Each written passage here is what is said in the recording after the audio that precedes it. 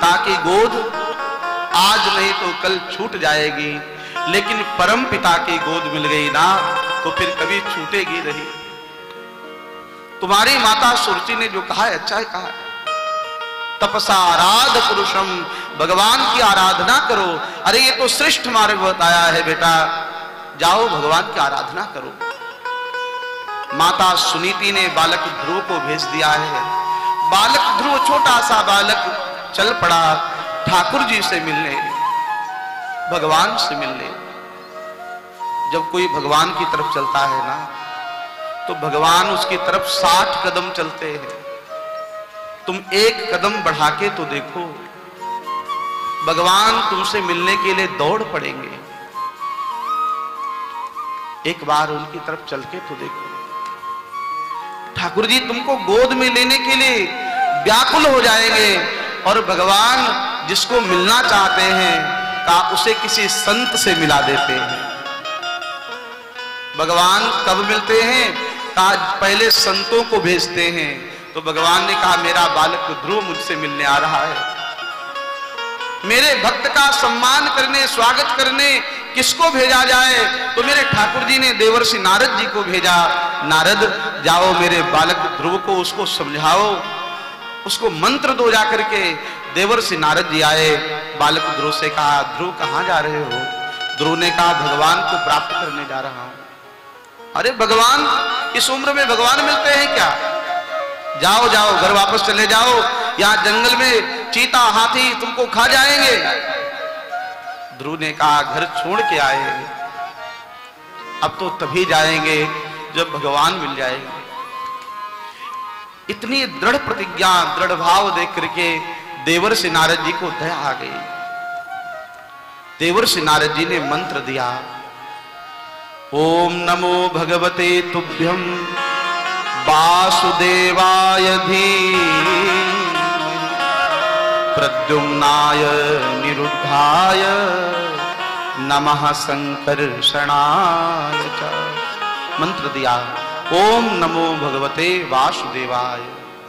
हमने आप लोगों से भी निवेदन किया था कि जब माली माला झोली साथ में लेके जिसके पास में हो वो लेके आया करें, और जिसके पास न हो वो हमको बताइए, मैं मंगा दूंगा। बोलो राधे राधे। माला जरूर हाथ में रखो। का माला जपो या न जपो ये बाद की बात है, लेकिन हाथ में पकड़े रहो। मैं भी जपता नहीं हूं, लेकिन हाथ में पकड़े रहता हूं। कभी कभी जब समय होता थोड़ा बहुत ले लेता, जप लेता हूं, लेकिन हाथ में माला झोली बराबर रहती है। इसका मतलब क्या है? का माला झोली देख करके भगवान की याद आएगी। माला झोली देखेंगे ना तो ठाकुर जी की याद आएगी। ये माला हमारे हाथ में है। मंत्र दिया है ओम नमो भगवते वासुदेवाय। ये 12 अक्षर मंत्र है, 12 अक्षर का मंत्र। ध्रुव जी महाराज यमुना के किनारे आए हैं और कठिन तपस्या की है। त्रिरात्रांते त्रिरात्रांते कपित्थ वदरासन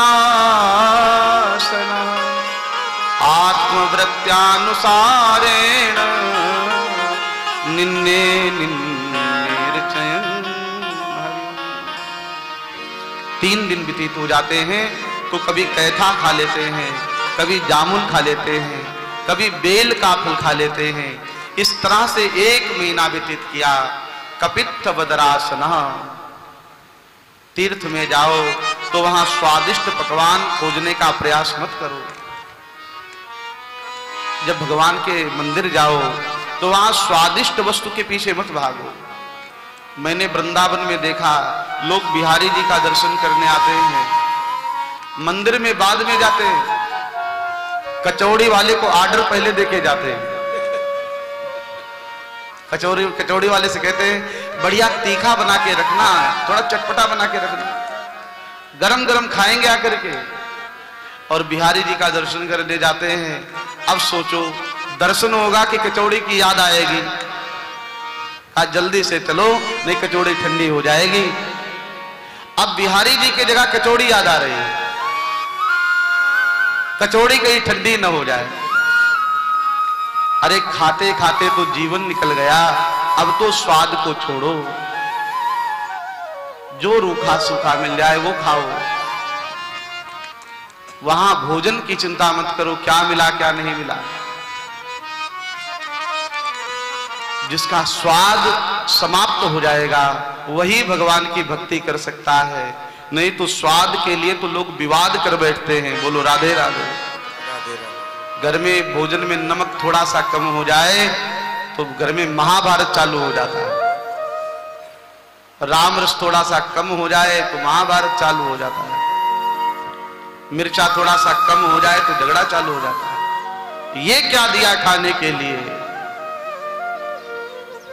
भजन करिए, भोजन के लिए महाभारत मत करिए। परिवार वालों को भी थोड़ा शांति लेने दीजिए। जो मिल जाए तो दीयम वस्तु गोविंदम तुभ्यमेव समर्पये ग्रहाण सन्मुखो भूत्वा प्रसीद परमेश्वर। जो मिल जाए वह प्रसाद प्रेम से खाओ, भगवान को अर्पण करके खाओ। भोजन को खाना मत कहो, भोजन तो प्रसाद है, और प्रसाद जो सामने आता है उसको प्रणाम करके पाया जाता है। वह बासी हो, रूखा सूखा हो, बिना राम रस का हो, अधिक राम रस का हो, जो मिल जाए। क्योंकि तुम्हारा लक्ष्य स्वाद नहीं है, तुम्हारा लक्ष्य भगवान का भजन है। करही आर श्राद्ध फल कंदा, करही आर श्राद्ध फल कंदा, करही आर श्राद्ध फल कंदा, करही आर श्राद्ध फल कंदा, सुमेरा सच्चिदानंद, सुमेरा ब्रह्म सच्चिदानंद, सुमेरा ब्रह्म सच्चिदानंद, सुमेरा ब्रह्म सच्चिदानंद। त्रिरात्रांते त्रिरात्रांते कपित्थ वदरासन। एक महीना व्यतीत हुआ, दूसरे महीने के प्रारंभ होते ही वह कैठा और जामुन खाना भी छोड़ दिया। अब क्या करते हैं? का जल पी करके भगवान का भजन करते हैं। 6 दिनों के बाद जल पी के भगवान को याद करते हैं। इस तरह से दूसरा महीना व्यतीत किया। तीसरे महीने में जल पीना भी छोड़ करके सूखे पत्ते खा करके रहते हैं। 4 महीने पूर्ण हुए, 5वें महीना को पूर्ण किया। 6ठा महीना जैसे ही प्रारंभ किया तो श्वास लेना भी बंद कर दिया। जो हवा लेकर के भजन करते थे वह भी बंद कर दिया। भगवान के एकीभूत हुए हैं, और जैसे ही श्वास बंद हुई उसमें चराचर की श्वास बंद हो गई। देवता भगवान के पास में गए, प्रभु गजब हो गया। क्या हुआ? कहा सारे संसार की श्वास बंद हो गई है। भगवान ने ध्यान लगा के देखा क्या हो रहा है। कहा ये तो उत्तान पाद के पुत्र ध्रुव तपस्या कर रहे हैं, मैं ध्रुव से मिलने जाऊंगा। और भगवान बैकुंठ से चले। औतान पादे मई संगतात्मा, उसने मेरी अपनी आत्मा को मुझ में समर्पित कर दिया है। इसलिए भगवान माधोर्वनम भृत्यदिद्रक्षया गता। भगवान कहाँ आए? काम मधुवन में आए, मधुवन वृंदावन में, जहां ध्रुव जी तपस्या कर रहे हैं। यमुना का किनारा, नीरव शांत यमुना जी का जल कल कल नाद करती श्री यमुना महारानी, उसी के किनारे एक पीपल के वृक्ष की छाया में खड़े हुए श्री ध्रुव जी महाराज। भगवान ने देखा छोटा सा बालक 5 वर्ष की अवस्था, 6 महीने का समय, 6 महीने में भगवान सामने आ गए। भगवान सामने खड़े हैं, ध्रुव जी ने नेत्र नहीं खोले। भगवान ने उस झांकी का आकर्षण किया है जो झांकी ध्रुव जी ध्यान करते थे। जैसे ही झांकी अदृश्य हुई, आंख खुली और सामने देखा स्वयं श्री हरि नारायण भगवान खड़े हुए थे, शंख चक्र गदा पद्म धारण किए हुए, मंद मुस्कान के साथ श्री हरि का दिव्य दर्शन हुआ। भगवान ने देखा ध्रुव खड़े हुए हैं, हाथ जोड़े हैं, कुछ बोलना चाहते हैं, लेकिन बोले क्या? बोलने के लिए कुछ याद ही नहीं है, कोई मंत्र पढ़ा नहीं है। कहा भगवान के सामने बहुत विद्वता की आवश्यकता नहीं होती, भगवान के सामने भाव की आवश्यकता होती। क्या बोले? तो भगवान ने अपना शंख निकाला और वह शंख ध्रुव जी के कपोल से स्पर्श कराया। संस्पर्श बालम कृपया कपोले। ध्रुव जी के गले से जैसे ही गाल पर शंख का स्पर्श कराया, ध्रुव जी के अंदर जो सोई हुई सरस्वती थी वह सरस्वती जागृत हो गई।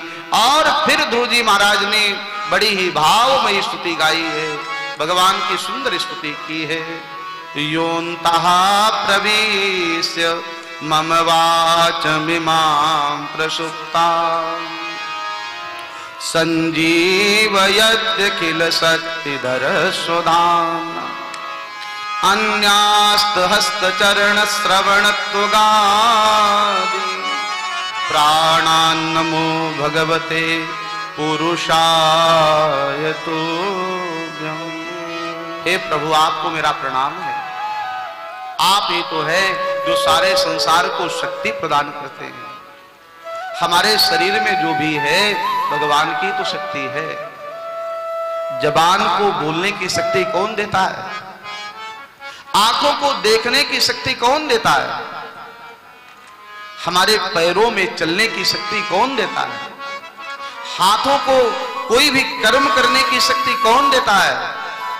अन्यास्त हस्त चरण श्रवणत्वगादीन प्राणान नमो भगवते पुरुषाय तुभ्यं। हे ठाकुर जी, आप ही तो हैं जो आप हमें शक्ति प्रदान करते हैं। इस तरह से भगवान की स्तुति गाई है। भगवान ने कहा बेटा ध्रुव कुछ वरदान मांगो। ध्रुव ने कहा प्रभु अब कुछ चाहिए नहीं। यद्यपि मांग लेकर के आया था, कामना लेकर के आया था कि मुझे पिता की गोद मिल जाए, लेकिन आपका दर्शन करने के बाद वह कामना समाप्त हो गई है, वह वासना समाप्त हो गई है। क्योंकि भगवान के दर्शन के बाद फिर कोई वासना शेष नहीं रहती। एक बार भी अगर दर्शन हो जाए ठाकुर जी का तो सारी कामना समाप्त हो जाती है। भगवान ने कहा ध्रुव, जो तुमने बाद में मांगा है वह बाद में मिलेगा, जो तुम पहले चाहते थे वो पहले मिलेगा। तुमने पिता के राज्य की इच्छा से भजन प्रारंभ किया था, मैं तुम्हें तुम्हारे पिता का 36,000 वर्ष के लिए राज्य देता हूं। 1-2 वर्ष का नहीं, 36,000 वर्ष के लिए भगवान ने ध्रुव को राजा का पद दिया है और कहा उसके बाद तुम मेरे धाम आओगे। तो ध्रुव जी वापस आए हैं। आज उत्तानपाद को समाचार मिला कि हे राजा, तुम्हारा जो पुत्र है वो भगवान को प्राप्त करके वापस आ रहा है। आज उत्तानपाद अपने को बड़ा दुखी मान रहे हैं, निंदित मान रहे हैं कि मेरा बेटा मुझे छोड़ के चला गया था, आज भगवान को प्राप्त करके आ रहा। ये प्रसन्नता मन में है।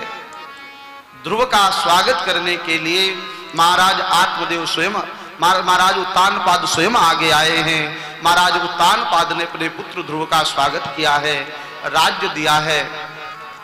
ध्रुव जी का विवाह हुआ है और ध्रुव के जो छोटे भाई उत्तम हैं उनका भी विवाह हुआ। ध्रुव जी महाराज 36,000 वर्ष राज्य करते हैं।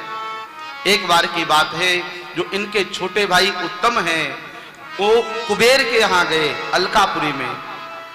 वहां पर जाकर कुछ यक्षों के साथ विवाद हो गया और यक्षों के साथ विवाद में यक्षों के हाथों से उत्तम की मृत्यु हुई है। यह समाचार ध्रुव जी को मिला। ध्रुव जी को बहुत क्रोध आया। ध्रुव जी ने अलकापुरी के ऊपर आक्रमण किया और हजारों की संख्या में यक्षों का संहार करने लगे। ध्रुव जी को क्रोध आया है, ये देख करके महाराज मनु प्रकट हुए हैं और महाराज मनु ने कहा, बेटा ध्रुव, भक्त को क्रोध शोभा नहीं देता।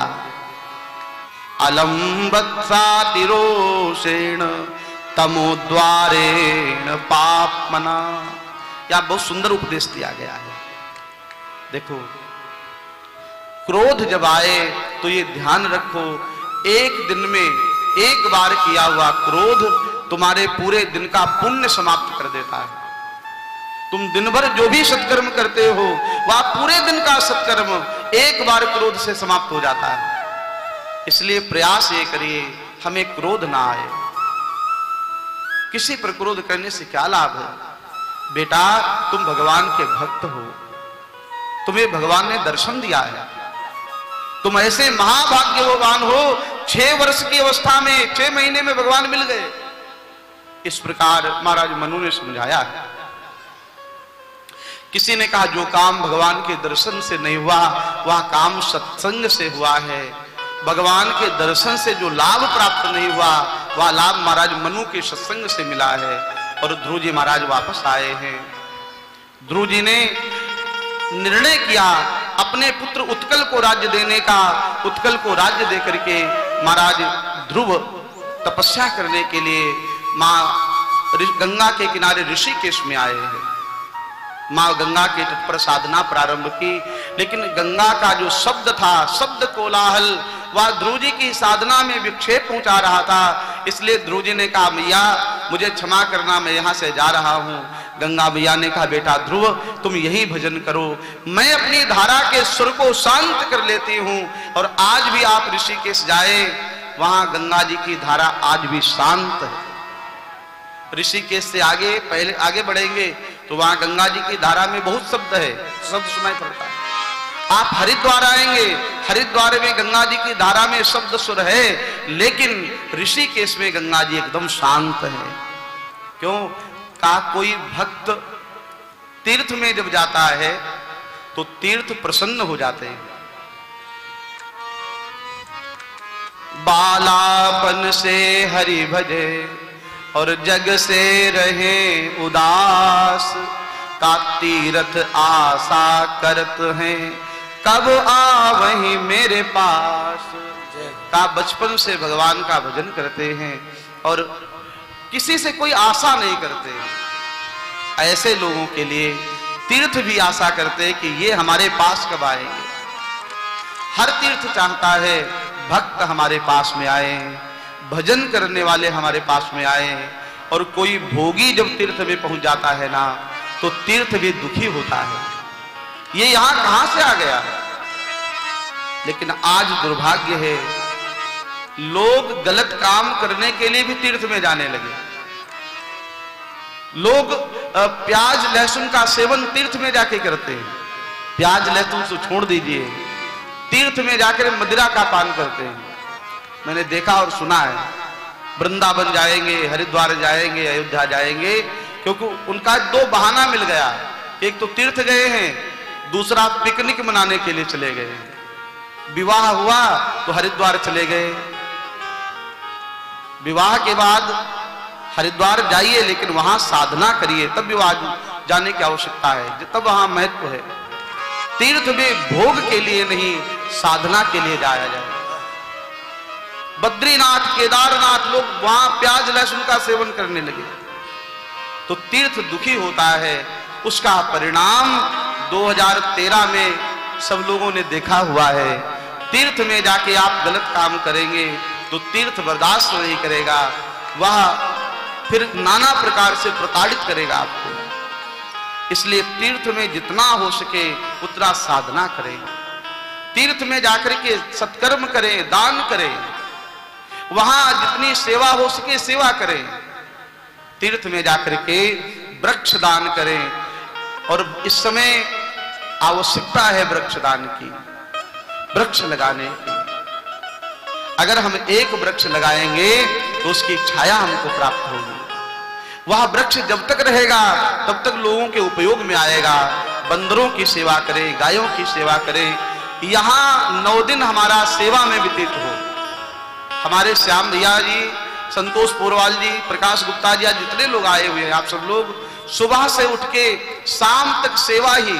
सुबह 4 बजे उठ के आज यज्ञ प्रारंभ हुआ था। किस समय? 4 बजे यज्ञ प्रारंभ हो गया था। उठे थे 2 बजे रात में, 4 बजे यज्ञशाला में पहुंच गए थे। उसके बाद बंदर सेवा, गौ सेवा, गंगा माता की सेवा, और मछली को दाना देने के लिए जाते हैं सब लोग, मछली को आटा देते हैं जाकर। तो ये प्रकृति की सेवा है, तीर्थ प्रसन्न होते हैं। हमारे मिश्रा श्री कुंज बिहारी जी हम लोग के बीच में हैं, कुछ सूचना प्रदान करेंगे, और आप सब हमारे व्यासपीठ से जो भी जुड़े हुए हैं वो सब इस सेवा में सहभागी बने, ऐसा आप सबसे हमारा आग्रह है। जय श्री राधे। जय जय श्री राधे। पूज्य महाराज श्री के अमृत में वाणी से श्रीमद् भागवत कथा ज्ञान गंगा महोत्सव का, वैसे तो आज 5वां दिवस है और लाडले कृष्ण कन्हैया का प्रागट्य उत्सव भी हम लोग मनाएंगे। बहुत ही सुंदर चर्चा गुरुदेव के अमृत में वाणी से हम लोग सुन रहे हैं, और जैसे कि पूज्य महाराज ने अभी अब हम सभी भक्तों को बताया, कई बार दर्शन करने से लाभ नहीं मिलता, सदगुरु के सानिध्य प्राप्त करने से वह लाभ मिल जाता है, सत्संग करने से वह लाभ मिल जाता है। और लिखा भी गया है कि बिन सत्संग विवेक ना होई। जब तक सत्संग आपके जीवन में नहीं होगा तब तक आपको विवेक की प्राप्ति नहीं होगी, यानी कि ज्ञान की प्राप्ति नहीं होगी। और जब बात ज्ञान की आती है, धर्म की आती है, तो बहुत सारे तीर्थों में, धामों में हम जाकर कथाओं का अनुष्ठान कराते हैं, कथाओं से जुड़ जाते हैं और अपने जीवन के बेहतर पुण्यों को उदय करते हुए देखते हैं। लेकिन सुकृताल में आना, यहां तात्पर्य ये होता है कि आप अपने जीवन में चाहते हैं सुख, आप अपने जीवन में चाहते हैं शांति, आप अपने जीवन में चाहते हैं समृद्धि, और वह सब तीनों वस्तुएं कहां मिलती हैं? सुकृताल में आकर भगवान की कथा सुनकर मिलती हैं। और पूज्य महाराज श्री परम श्रद्धेय श्री राघव शरण जी महाराज, जिनका आगमन इस स्थान से हुआ है, वो अपने आप में बहुत बड़ा धाम है, बहुत बड़ा तीर्थ है। आप सभी जानते हैं पूज्य महाराज श्री का आगमन अयोध्या जी से हुआ है, और अयोध्या धाम की महिमा का वर्णन कोई नहीं कर सकता।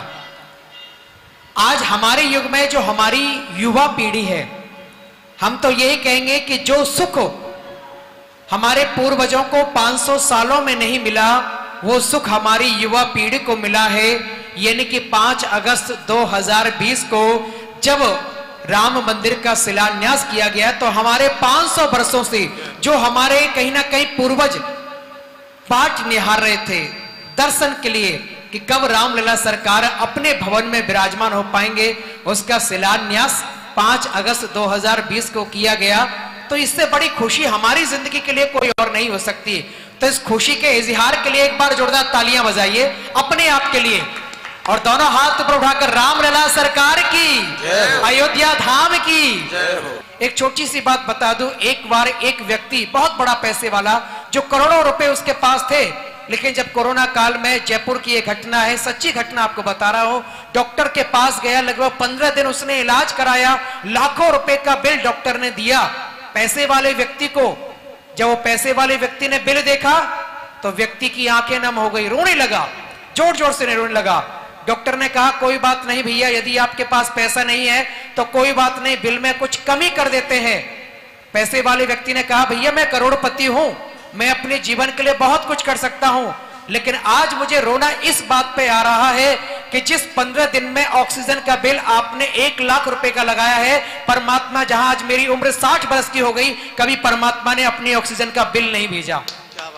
परमात्मा ने मेरे पास 60 साल की अवस्था मेरी हो गई, आयु हो गई, कभी अपनी ऑक्सीजन का बिल नहीं भेजा, लेकिन 15 दिन में आपने 1 लाख रुपए का बिल मुझे थमा दिया कि हमने आपको ऑक्सीजन दी है। तो कहां जिंदगी में हमारे सांसें कितनी अनमोल है, कितनी कीमती है, ये कहीं ना कहीं सच्चाई उदाहरण आज प्रत्यक्ष रूप में कोरोना काल में हमें सिखा कर गया है।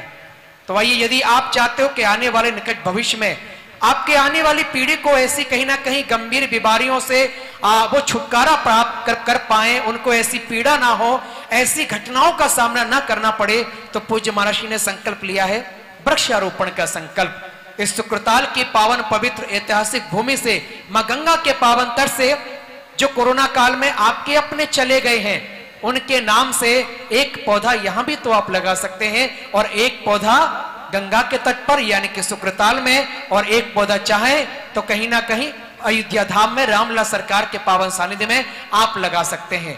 जब तक वह पौधा रहेगा, यह विचार कीजिए कि वो व्यक्ति आपके जीवन में जीवंत रहेगा। हो सकता है कि आप भी आने वाले निकट भविष्य में कब परमात्मा का बुलावा आ जाए, आप तो जा सकते हैं, लेकिन पौधा, एक जो पेड़, एक वृक्ष आप लगाएंगे तो जीवन पर्यंत अजर अमर रहेगा। जब तक वो जीवित रहेगा, वो व्यक्ति आपके सामने होगा, उसकी देखभाल पूज्य महाराज जी के पावन सानिध्य में की जाएगी। तो सुनहरा मौका आपको मिल रहा है, यानी कि आने वाली युवा पीढ़ी के भविष्य को संवारने का मौका आपको मिल रहा है, उनको ऑक्सीजन देने का मौका आपको मिल रहा है। परमात्मा ने ऑक्सीजन का अभी तक बिल नहीं भेजा, तो एक पौधा लगाकर हम अनेकों जिंदगियों को तो बचा ही सकते हैं। तो आइए, जो सेवा प्रकल्प से जुड़ना चाहते हैं, आपके परिवार के द्वारा मात्र 5100 रुपए का सहयोग लिखाकर जीवन पर्यंत उस पौधे की रखरखाव, वृक्षारोपण पूज्य महाराज जी के पावन सानिध्य में किया जाए। 5100 रुपए की राशि आप लिखा सकते हैं। संतों की भोजन प्रसादी, नित्य कर्म में कहीं ना कहीं भंडारा महाप्रसाद, लगभग 300 संत महात्माओं का भोजन प्रत्येक दिन में कराया जाता है। 21,000 रुपए की सहयोग राशि आप लिखा सकते हैं। और साथ ही साथ गौ माता की सेवा और बंदरों की सेवा के लिए 1100 रुपए, 2100 रुपए की राशि लिखाकर सुंदर सेवा प्रकल्प से आप जुड़ सकते हैं। और जुड़ने के लिए करना क्या होगा, यानी कि हमारे आश्रम के जो नंबर है, जानकी जीवन धन सेवा संस्थान अयोध्या धाम के जो नंबर चल रहे हैं टेलीविजन स्क्रीन पर, सुभारती चैनल पर, उन्हें आप नोट कर सकते हैं, संपर्क स्थापित कर सकते हैं। गूगल पे, पेटीएम, फोन पे के माध्यम से सुविधाएं उपलब्ध हैं, आप अपनी सेवाएं हम तक पहुंचा सकते हैं। तो आइए, कथा का क्रम चल रहा है। जो भक्त परिवार सुभारती चैनल के माध्यम से जुड़ रहे हैं, मैं उनका बहुत बहुत धन्यवाद ज्ञापित करता हूं। उसी प्रकार जुड़े रहें। और समस्त आयोजक मंडल परिवार, यजमान परिवार, सह यजमान परिवार और जो भी भक्त मंडल परिवार यहाँ पधारे हैं, हम आपका बहुत बहुत अभिनंदन करते हैं। वैष्णव धर्मानुयायी जो सुभारती चैनल के माध्यम से जुड़ रहे हैं, उनका भी धन्यवाद ज्ञापित करते हैं। लेकिन जुड़े रहें, सेवाओं का लाभ आप प्राप्त करते रहें। अपने नाम से, अपने प्रियजनों के नाम से, अपने आत्मजों के नाम से वृक्षारोपण आप भी कराते रहें। यही सुंदर संकल्प है और यही छोटा सा प्रयास है। तो आइए, मैं अपनी वाणी को विराम देता हूँ। कथा के उसी क्रम में पूज्य महाराज जी के पावन सानिध्य में एक बार प्रेम से भाव से दोनों हाथ बढ़ाकर पूज्य सद्गुरुदेव भगवान की श्रीमद् भागवत कथा महापुराण की धन्यवाद।